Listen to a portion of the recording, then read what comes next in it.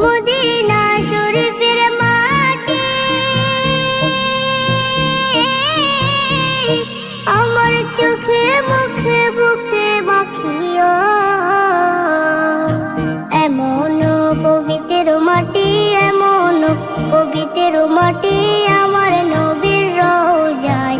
তোমরা যদি যাও গো মদিনায়, তোমরা যদি যাও গো মদিনায়। ইয়া রাসূলুল্লাহ, ইয়া হাবিবাল্লাহ, ইয়া রাসূলুল্লাহ, ইয়া হাবিবাল্লাহ। মদিনা শরীফের মাঝে বেহেশতের বাগান আছে ও।